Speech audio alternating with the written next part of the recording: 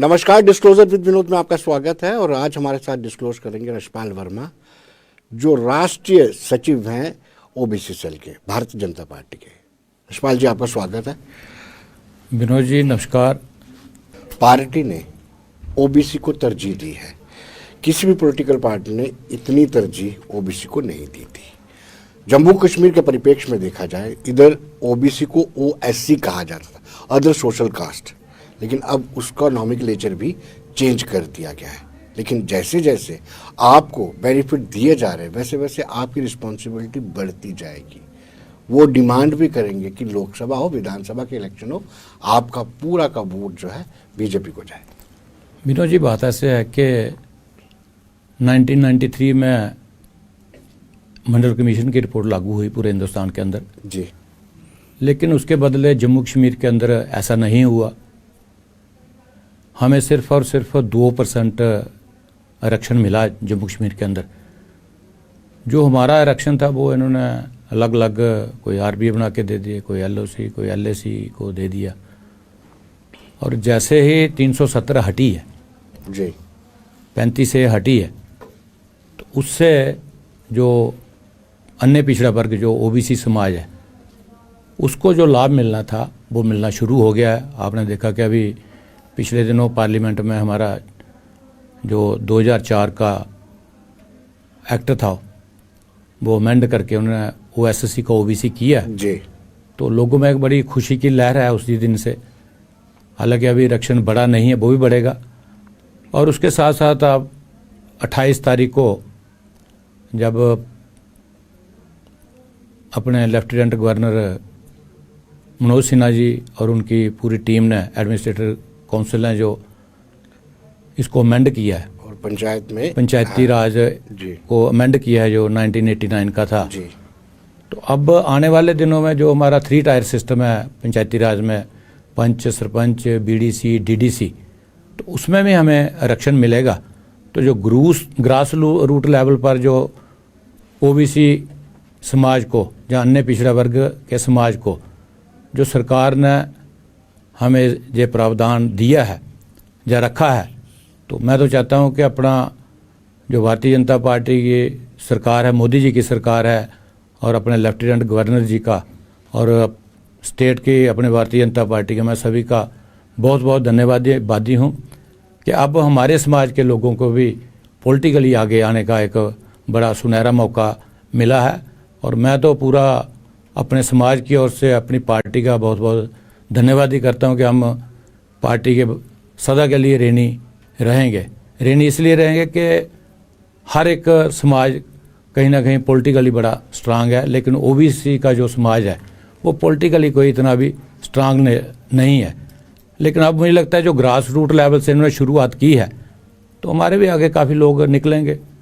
आपको विनोद जी पता ही है कि ओबीसी जो समाज है वो दिहाड़ीदार समाज है सारा, चाहे वो किसी भी कास्ट का है। थोड़ा बहुत को नौकरी पेशा है और बाकी पूरा दिहाड़ीदार समाज है, तो वो पॉलिटिकली भी इतना अवेयर नहीं है। लेकिन अब मुझे लगता है कि ये जो आरक्षण पंचायतों में और म्यूनसिपल कमेटी में, मुझे लगता है थोड़े दिनों बाद अमेंड बिल हो जाएगा इसका भी, और उसमें भी हमें जो लाभ मिला, मुझे लगता है कि 5000 के करीब हमें जो हमारे ओबीसी के इलेक्टेड मेंबर आएंगे सारे, चाहे वो पंचायतों में होंगे, चाहे वो बीडीसी डीडीसी में होंगे, चाहे अपने म्यूनसिपल कमेटी कॉरपोरेशनों में होंगे, तो एक बड़ी ओबीसी समाज के लिए बड़ी बात होगी वो जी। यानी राजनीतिक तौर पर ओबीसी समाज स्ट्रेंथन होगा, मजबूत होगा। बिल्कुल। जब तक 2 ही बातें हैं, कोई भी समाज है जब तक वो पढ़े लिखे ना और पॉलिटिकली आगे ना आए तो उस समाज की कभी तरक्की नहीं हो सकती है। तो आप देख ही रहे हैं, मैं तो देख रहा हूँ कि जब नरेंद्र मोदी जी की सरकार बनी तो उन्होंने 27 मंत्री सेंट्रल सरकार में रखे, जो कभी भी पूरे 75 सालों के इतिहास में कभी नहीं हुआ, लेकिन उन्होंने करके दिखाया। अभी भी आप देख रहे थे कि 4 दिन पहले मध्य प्रदेश में कैबिनेट बनी, 31 मंत्री बने, 31 में से 13 मंत्री जो ओबीसी के थे। तो मुझे तो लगता है वो तो कितने परसेंट हो गए वो आप देख ही रहे हैं। जी तो जो सरकार कर रही है, मोदी जी कर रहे हैं, उनको पता है कि जो अन्य पिछड़ा वर्ग है, जो ओबीसी समाज है, ये सबसे पिछड़ा हुआ समाज है इस पूरे देश में। तो पिछड़ा होने के नाते अब मोदी जी, हमारी सरकार, भारतीय जनता पार्टी ओबीसी समाज को भी आगे लाने का प्रयास कर रही है। तो इसके लिए हमें उनका धन्यवाद करना चाहिए। उसके साथ साथ एक बात मैं और कहना चाहूँगा कि जम्मू कश्मीर की बात करें कि हम तो जम्मू कश्मीर में रहते हैं। अगर आज आरक्षण हमें मिलेगा, अगर ये 370 नहीं हटती, 35 नहीं हटती, तो मुझे नहीं लगता कि ओएससी का ओबीसी भी कभी ये इसमें अमेंडमेंट होती। जी पंचायतें की तो बात ही छोड़ दो। इन्होंने तो एनसी की रही कांग्रेस सरकार, कांग्रेस रही या मिली-जुली रही इनकी सरकारें, तो इन्होंने क्या किया कि जहाँ पर इनके अपने लोग थे वहाँ पर फ़ायदे, जैसे आरबीए बना दिया। पूरे हिंदुस्तान में कहीं आरबीए नहीं है भाई साहब। हिमाचल मुझे लगता है पूरी बैकवर्ड एरिया है, पूरा पहाड़ी एरिया है, जहाँ पर दूर दूर तक स्कूल, सड़कें नहीं हैं। आप उत्तरांचल में चले जाओ, वो भी पूरा पहाड़ी क्षेत्र है। आप नॉर्थ ईस्ट में चले जाओ, सबसे रिमोट एरिया लगता है मुझे पूरे हिंदुस्तान में, तो वहाँ पर भी आरबीए नहीं है। लेकिन सिर्फ और सिर्फ जम्मू कश्मीर में ही आरबीए था। लेकिन वो आरबीए इस कारण था कि जो कानून जहाँ की सरकारों को माफिक होते थे, सूट करता था, वही कानून जहाँ पर लागू होता था। जो नहीं सूट करता था वो नहीं लागू होता था। अब दिल्ली में आपकी सरकार आपकी चलती भी है और यहाँ भी कहा जाए तो आप प्रत्यक्ष रूप से आपकी सरकार है। 27% की क्यों नहीं डिमांड करते मंडल कमीशन के रिकमेंडेशन के मुताबिक? सब हमने 27% की ही डिमांड की है जी, लेकिन कोई अभी सर्वे नहीं है। जो बात होते वो कहते हैं जब सर्वे होगा तो उसके मुताबिक हम करेंगे। अभी वो ऐसे कितना करते हैं, लेकिन डबल फिगर में होगा इतना मुझे पता है। तो वो एक शुरुआत हो जाएगी मुझे लगता है। तो शुरुआत होने के बाद चलता रहता है, डिमांड चलती रहेगी, फुलफिल होती रहेगी। मैं तो बड़ा खुश हूँ बेसिकली कि जो हमने स्ट्रगल की है। मैं आपको बताऊं कि पिछले जब मैं भारतीय जनता पार्टी ओबीसी मोर्चा का राष्ट्रीय सचिव बना तो हमारी पहली बैठक दिल्ली बीजेपी ऑफिस में थी। तो उसमें सिर्फ पदाधिकारी थे अपने ओबीसी मोर्चा के। तो हमारे जो प्रभारी हैं वो अरुण सिंह जी हैं, जो हमारे महामंत्री हैं, पूरे राष्ट्रीय महामंत्री हैं, नेशनल सेक्रेटरी हैं। तो उन्होंने कहा भाई जितने भी अपने अपने प्रदेशों जो भी बोलना चाहता है वो अपनी बात जहाँ पर रख सकता है। पहला दिन था तो मैंने वहाँ पर बात रखी भाई साहब। मैंने कहा भाई साहब कि एससी को रिजर्वेशन है, एसटी को रिजर्वेशन है, वुमेन को रिजर्वेशन है, नीचे पंचायतों में है, म्यूनसिपल कमेटियों में है, लेकिन ओबीसी को रिजर्वेशन नहीं है। हमारी 52% आबादी है। फिर मैंने कहा पार्लियामेंट में भी होनी चाहिए और असेंबली में भी होनी चाहिए। होनी इसलिए चाहिए कि वैसे भी हमारी जो पार्टी है वैसे भी ओबीसी को काफ़ी सीटें देती है पार्लियामेंट में, 130 से 150 के बीच में देती है। अभी भी जो इस समय हमारे सिटिंग एमपी हैं वो 85 हैं, सबसे ज़्यादा हैं। तो मैंने कहा हम एक क्यों ना अगर 27% आरक्षण दे दें तो एक सीधा हो जाएगा कि भाई इस पार्टी ने हमें, भारतीय जनता पार्टी ने हमें आरक्षण दिया है तो लोग पार्टी के साथ और जुड़े। पहले भी हमारा 50% से ज़्यादा वोट बीजेपी को ओबीसी का पूरे हिंदुस्तान में आता है। तो उससे एक पार्टी को भी फायदा होगा और जो सरकारें बनती है, जो पार्टी होती है, वो तो लॉन्ग रन के लिए सरकारें बनाना चाहती है। तो मुझे लगता है कि अगर हम ऐसा डिसीजन लें तो वो हमारी पार्टी, भारतीय जनता पार्टी की सरकार हमेशा के लिए जहाँ पर रहेगी, जितनी मर्जी देर तक हम राज कर सकते हैं। लेकिन हो सकता है वो जो मैंने बात कही है वो कहीं ना कहीं आगे चली होगी ज़रूर जी। तो उसका नतीजा भी आप देख रहे हैं कि पंचायतों में हमें जहाँ पर आरक्षण मिला है और पूरे हिंदुस्तान में अभी जो मुझे लगता है 6 स्टेट्स हैं और 7वीं यूटी में ये आरक्षण लागू हो रहा है। बाकी जैसे बाकी स्टेटों में भी पंचायती राज एक्ट का जब भी यहाँ पंचायतों का इलेक्शन होगा या म्यूनसिपल कमेटी का इलेक्शन होगा तो वहाँ पर भी हर स्टेट में, हर यूटी में ये आरक्षण मिलेगा। तो उससे मुझे लगता है कि आपको नहीं लगता है कि विधानसभा और लोकसभा में भी होना चाहिए? नहीं, होना चाहिए। होना इसलिए चाहिए कि जब तक आरक्षण नहीं होगा ना, तब तक सभी लोगों के लिए आगे बढ़ना बड़ा मुश्किल है। बहुत सारे लोग हैं जो अच्छा काम करते हैं पार्टी में, ओबीसी के लोग जी।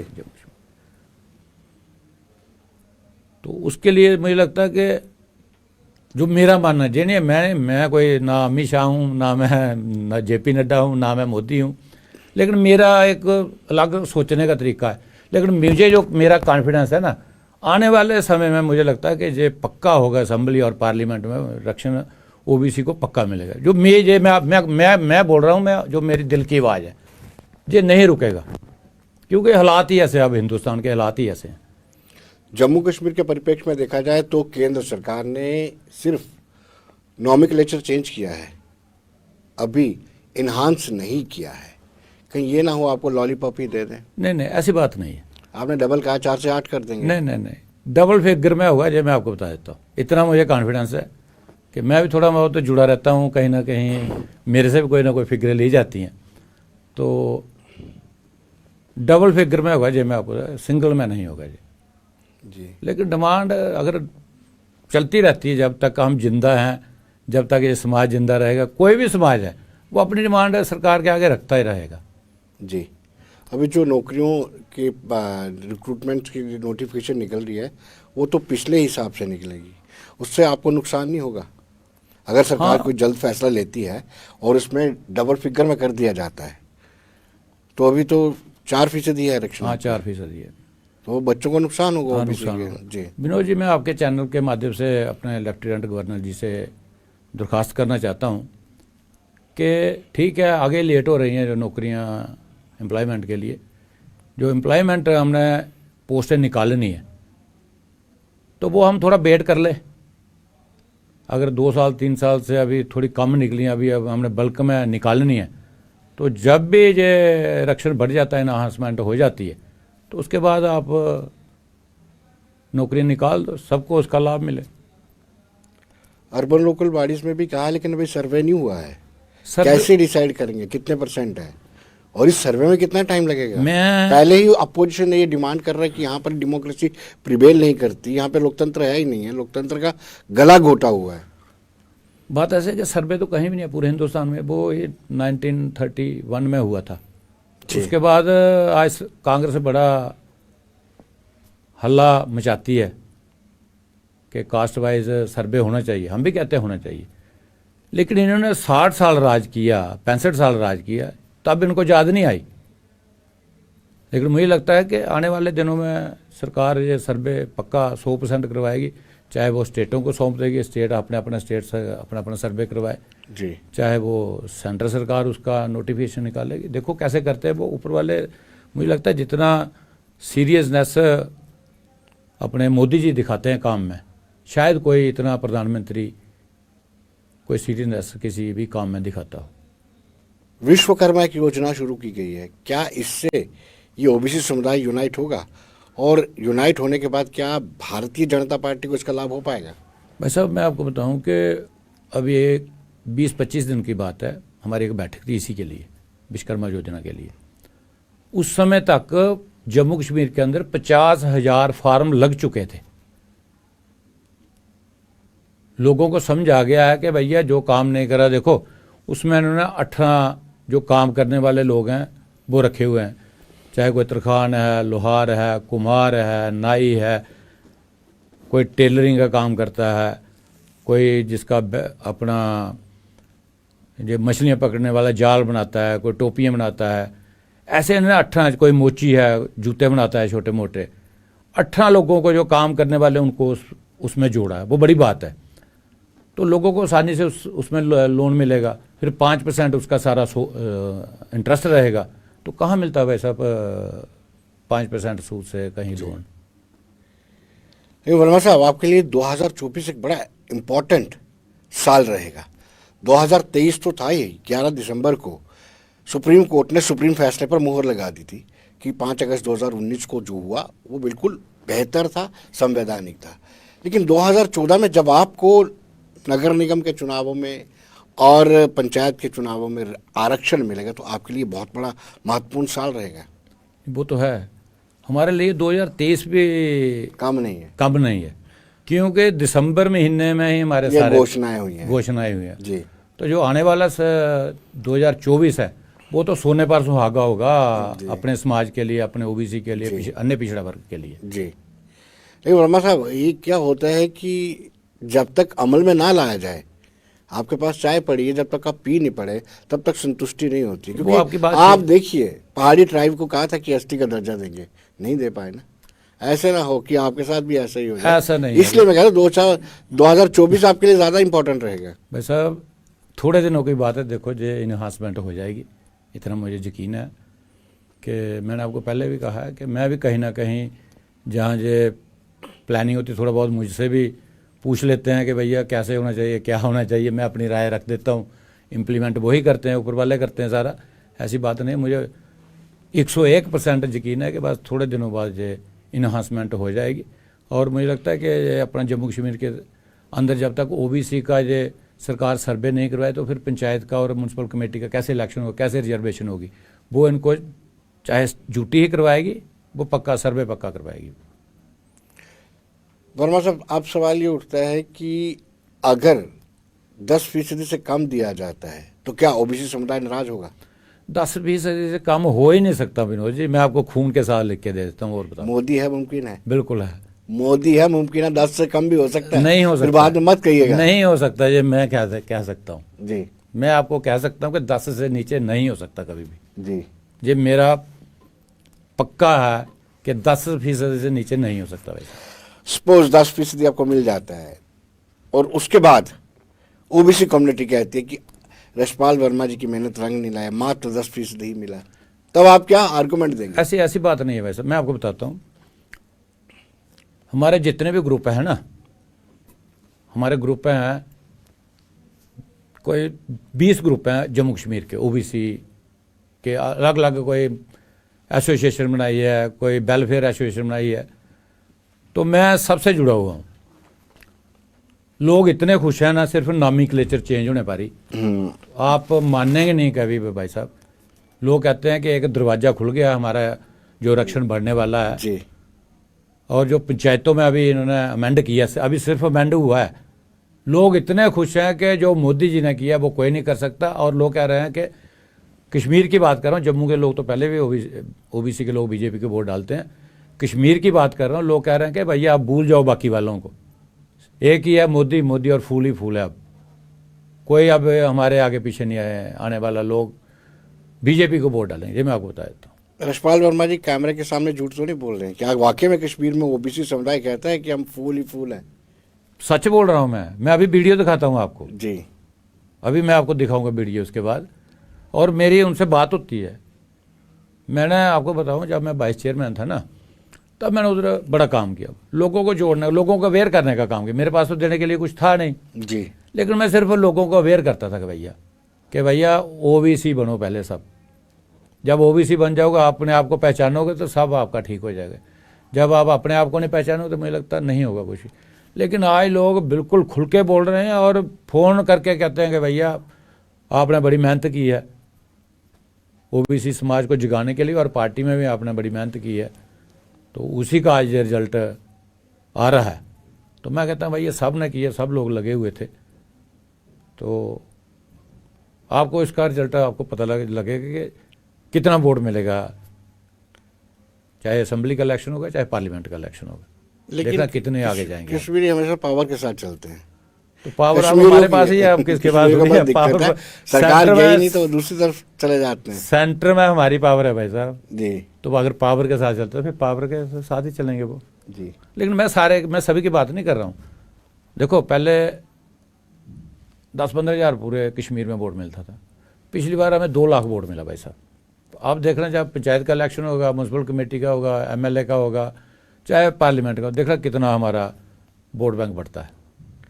वर्मा साहब, आप पर ये भी लोग उंगलियां उठाएंगे कि आपने ओबीसी या ओबीसी समाज में 13-14 और कम्युनिटीज बीच में जोड़ दी। नहीं, आपका ड्यू शेयर वो खा जाएंगी। बात ऐसे है भाई साहब कि मैं तो कुछ था नहीं उसमें, वो तो कमीशन बना है। सुझाव आप ही देते हैं। नहीं, वो सुझाव मैंने नहीं दिया भाई साहब।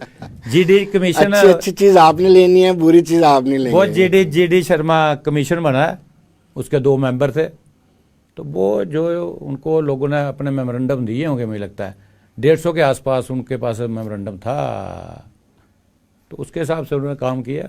वो मेरा कुछ नहीं है उसमें लेना देना भाई साहब, वो कमीशन का है सारा।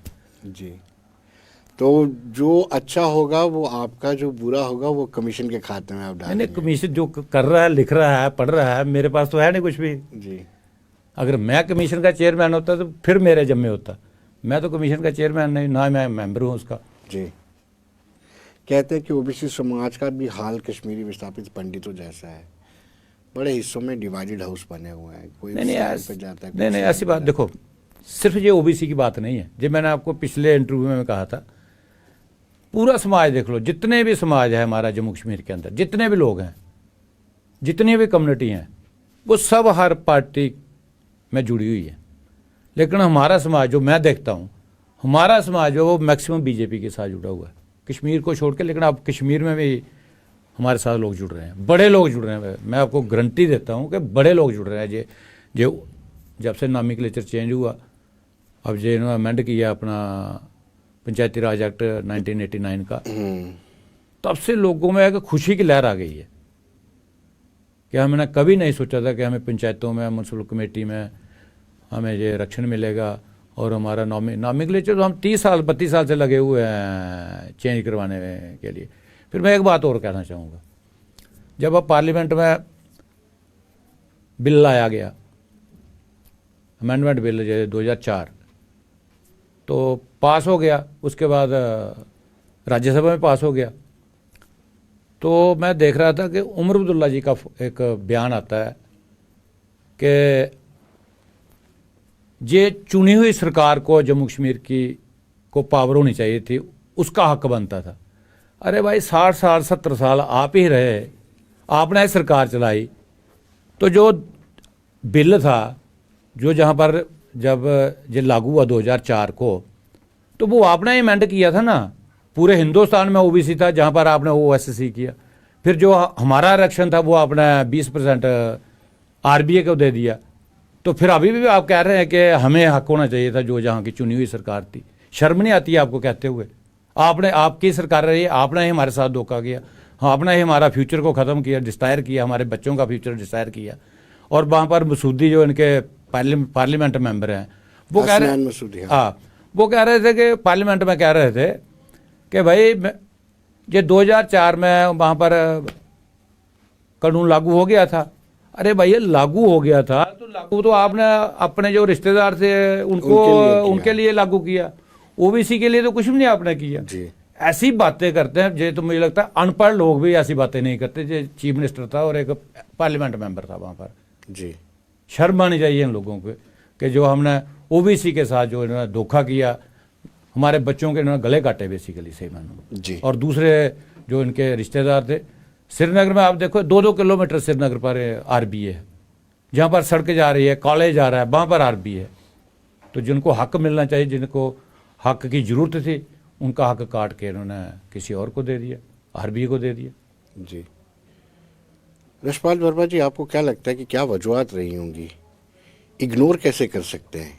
एक अनुमानित संख्या के मुताबिक 31% यहाँ पर ओबीसी है, उसके बावजूद भी जितनी भी सत्तासीन पार्टियां रही, उन्होंने आपको इग्नोर किया है सिरे से।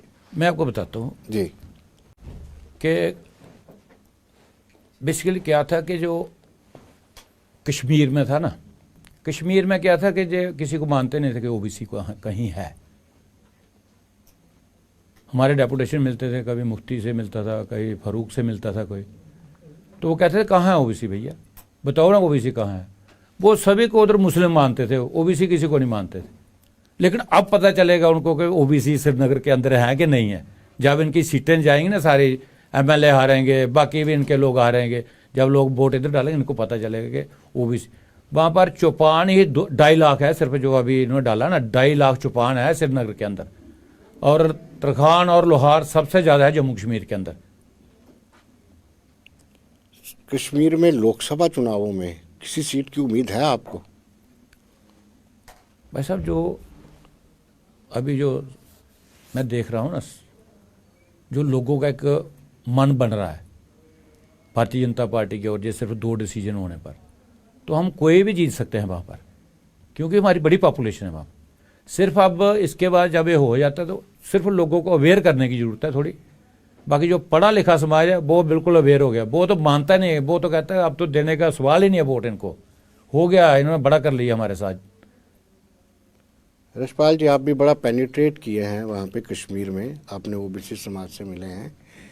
क्या आपको लगता है कि इन्होंने डाइजेस्ट कर लिया है कि अब 370 वापस नहीं आएगा कश्मीरी अवाम ने? और ये नेता जो कहते हैं कि हम फिर भी स्ट्रगल कर रहे हैं, क्या वो गुमराह कर रहे हैं पब्लिक को? भाई साहब, इन्होंने किया है गुमराह बेसिकली। 1947 से आज तक इन्होंने गुमराह किया बेसिकली। अब तो मुझे लगता है कोई, वो कहते हैं ना कि हरिद्वार गई हुई हड्डियाँ भी वापस आई। अब वो 370-35 ये भूल जाएं, जिस मर्जी कोर्ट में चले जाएं, ऊपर वाली चले जाएं, नीचे वाली चले जाएं, सुप्रीम कोर्ट की लास्ट वाली में चले जाएं, किसी भी बेंच में चले, अब कुछ नहीं होने वाला भाई साहब। जो मेरा मानना है कि लोग कहते हैं, मैं तो कोई वकील हूँ नहीं, कि जो नीचे वाले कोर्ट का डिसीजन होता है वही ऊपर वाले कोर्ट का डिसीजन होता है, कभी वो चेंज नहीं होता है, बड़ी मुश्किल है। तो अब ये हड्डियाँ हरिद्वार में चली अब नहीं वापस आने वाली कभी। 370 के बाद इनके पास पाकिस्तान ही एक जरिया है, क्योंकि उमर अब्दुल्ला, फारूक अब्दुल्ला पाकिस्तान से बातचीत करने की बात कह रहे हैं। कितना उचित आपको लगता है कि पाकिस्तान? मुझे ये बताओ, क्यों करनी है हमने पाकिस्तान से बात? जी, पाकिस्तान को क्यों करेंगे हम बात? हमने तो वो वाला जो पार्लियामेंट में पास हुआ के रेजोल्यूशन पास है कि पीओजे के लेना, वो लेना हमने बात क्यों करनी है उनके साथ? ये जो लोग कहते हैं, ये किस बिना पर कहते हैं? भाई साहब, लोगों को गुमराह करते हैं, सियासत है जी। लेकिन अब लोग गुमराह होने वाले नहीं, लोगों को पता। मेरे भी, चाहे वो ओबीसी नॉन ओबीसी भी हैं, वो भी कहते हैं कि अब जो होना था हो गया है। पहले उनको उम्मीद थी थोड़ी बहुत कि कुछ ना कुछ शायद सुप्रीम कोर्ट में कोई हमारे हक में फैसला आ जाए जी, लेकिन अब तो वो खत्म हो गया सारा। परम साहब, आखिरी सवाल आपसे ये रहेगा कि ओएससी या ओबीसी सर्टिफिकेट बनाने में दिक्कतें बड़ी आती थी, उन दिक्कतों को कैसे आसान बनाया जा सकता है, कॉम्प्लिकेशन को कैसे दूर किया? बेसिकली एक बात मैं कहना चाहता हूँ कि मैं अभी थोड़े दिनों बाद सोच रहा हूँ कि मैं गवर्नर साहब से मिलूंगा, एक मेमोरेंडम दूंगा।